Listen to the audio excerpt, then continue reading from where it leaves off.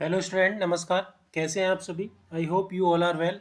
आज की इस डेली करंट अफेयर की सीरीज़ में हम डिस्कस करने वाले हैं, ध्यान रखना, क्या तो 21 जनवरी 2023 से रिलेटेड सभी इंपॉर्टेंट फैक्ट डिस्कस करने वाले हैं। 21 जनवरी से रिलेटेड जितने भी इंपॉर्टेंट क्वेश्चंस बन सकते हैं, जो आपके एग्जाम ओरिएंटेड है, जो आपके एग्जाम्स में पूछे जाने की संभावनाएं हैं, वो सारे आज की इस सीरीज़ में हम लोग डिस्कस करने वाले हैं। आप सभी को जैसा कि मालूम ही होगा, मेरा यूट्यूब चैनल एग्जाम नीति बाय राहुल सर के नाम से है, और ये मेरा टेलीग्राम चैनल है, जिसे आप ज्वाइन कर लीजिएगा, क्योंकि इसमें डेली बेसिस से रिलेटेड जितने भी इंपॉर्टेंट फैक्ट क्वेश्चंस, या ध्यान रखना जीएस कंप्लीट जीएस के इसमें क्विज कॉन्टेस्ट करवाया जाता है, जो आपके एग्जाम ओरिएंटेड होगा और जो आपके एग्जाम में बहुत ज़्यादा हेल्प करने वाला है। अगर आप किसी भी वनडे एग्जाम की प्रिपरेशन कर रहे हैं, तो ये चैनल आपके लिए बहुत बहुत बहुत मायने रखने वाला है।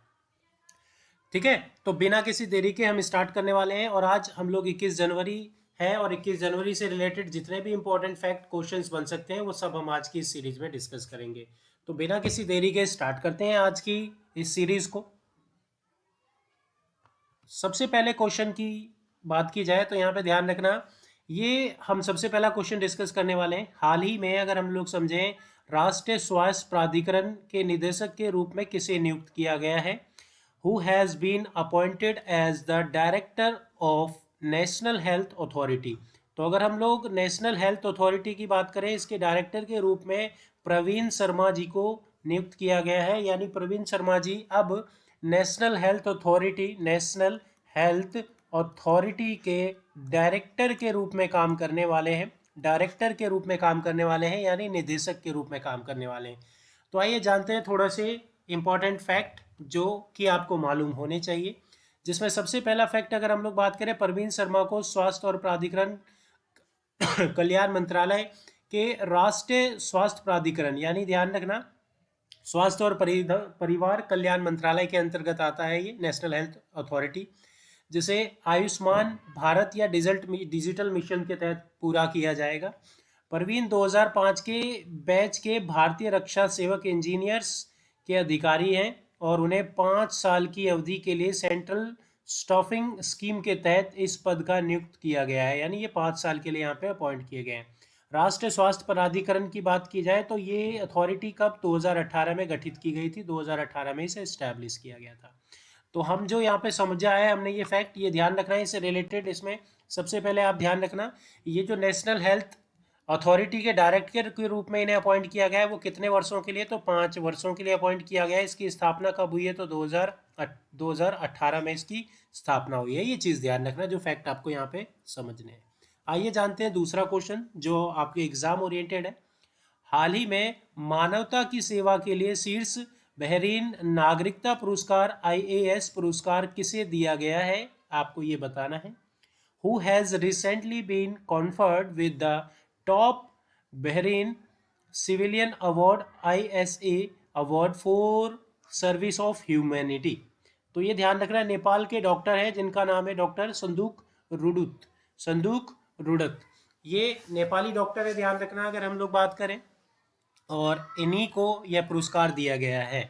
आइए जानते हैं उनसे संबंधित कुछ इंपॉर्टेंट फैक्ट, जिससे कि आपको ये क्वेश्चंस को समझने में और भी आसानी होगी। तो अगर हम लोग बात करें, हिमालयन कैटरेक्ट प्रोजेक्ट के सह संस्थापक हैं ये, और डॉक्टर संदूक रुइत की बात की जाए तो इन्हें ही हाल ही में मानवता की सेवा करने के लिए ISA पुरस्कार से सम्मानित किया गया है। डॉक्टर संदूक रोहित की बात की जाए तो आधुनिक नेत्र चिकित्सा को एशियाई, अफ्रीकी और लैटिन अमेरिकी देशों के लिए सस्ती और सुलभ बनाया गया है। यानी ध्यान रखना, नेत्र चिकित्सा को इन्होंने काफ़ी सुलभ और सस्ता बनाया है, जिसके तहत डॉक्टर संदूक रोहित को दृष्टि के देवता के रूप में भी माना जाता है, दृष्टि के देवता के रूप में भी जाना जाता है, क्योंकि उन्होंने 1,20,000 लोगों की दृष्टि बचाई है, जो इलाज ना मिलने पर अंधे हो जाते।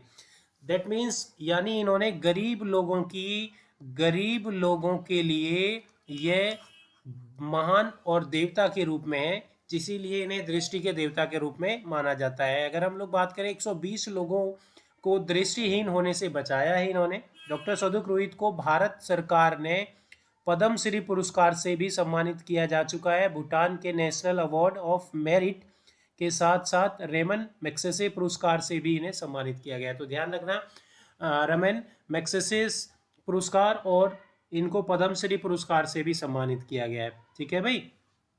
तो आइए जानते हैं अगला क्वेश्चन, जो कि ये है, हाल ही में किस ब्रिटिश भारतीय को freedom of city of London award से सम्मानित किया गया है? Which British Indian has recently been honoured with the freedom of the city of London award.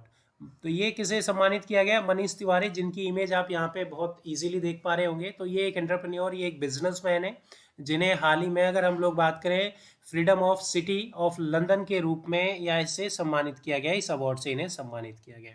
अब आइए जानते हैं इनसे संबंधित कुछ इंपॉर्टेंट फैक्ट, जिससे ये क्वेश्चन समझने में आपको और भी आसानी होगी।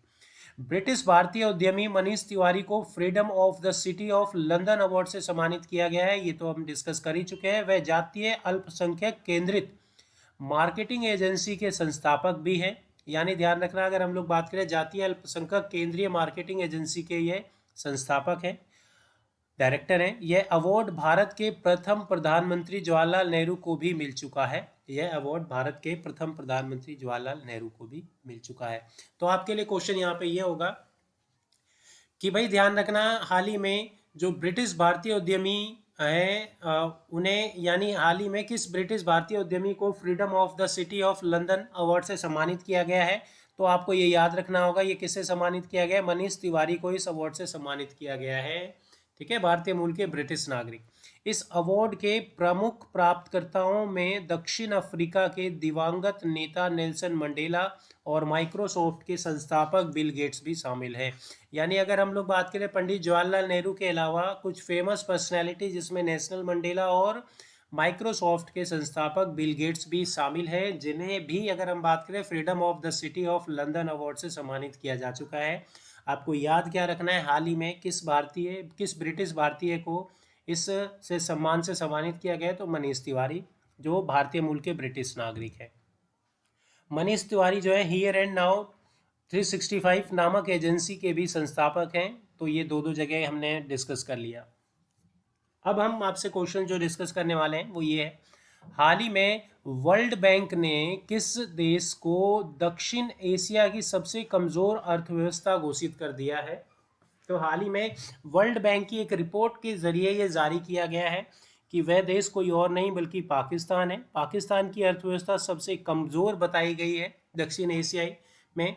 क्यों? क्योंकि यहाँ पे लगातार बढ़ती हुई महंगाई यहाँ की सबसे बड़ी समस्या है। लगातार इनके पास भी, जो इस देश में महंगाई है, महंगाई की समस्या बहुत बड़ी समस्या है। यहाँ पे ध्यान रखना, ये आपके सामने एक इमेज मैंने यहाँ पे डाली हुई है, जिसमें आप देख पा रहे होंगे ये जितने भी चावल हैं या दाल हैं, इन सब के रेट, यहाँ पे रेट लिस्ट लगी हुई है। तो आप देख लीजिए, आप यहाँ पे देख ही सकते हैं कि कोई भी रेट लिस्ट किसी में भी आपको 150 से कम किसी में भी नहीं मिल रहा है। तो इससे आपको ये अंदाज़ा लगाया जा सकता है कि किस प्रकार से वहाँ की अर्थव्यवस्था जो है वो धीरे धीरे किस चपेट में आती जा रही है, महंगाई के चपेट में आती जा रही है, जिससे कि उसकी अर्थव्यवस्था पे इफेक्ट पड़ रहा है और उसकी अर्थव्यवस्था को भारी नुकसान उठाना पड़ रहा है। ठीक है भाई। तो अगर हम लोग जाने वर्ल्ड बैंक से संबंधित कुछ इंपॉर्टेंट फैक्ट, उससे पहले हम थोड़ा सा जानते हैं इससे संबंधित कुछ क्वेश्चंस। विश्व बैंक ने, यहाँ पे ध्यान रखना, दक्षिण एशियाई देशों में सबसे कमजोर अर्थव्यवस्था पाकिस्तान की घोषित की है। विश्व बैंक की ग्लोबल इकोनॉमी प्रोस्पेक्टस रिपोर्ट के अनुसार इस वर्ष पाकिस्तान की आर्थिक वृद्धि दर 1.7% रहेगी। यानी रिपोर्ट के अनुसार पाकिस्तान दक्षिण एशिया की सबसे कमजोर अर्थव्यवस्था है। देश को गरीबी से बाहर निकालने के लिए भी पाकिस्तान को परेशानियों का सामना करना पड़ रहा है। देश में जो गरीबी है बढ़ती हुई, उसका ये रीज़न है।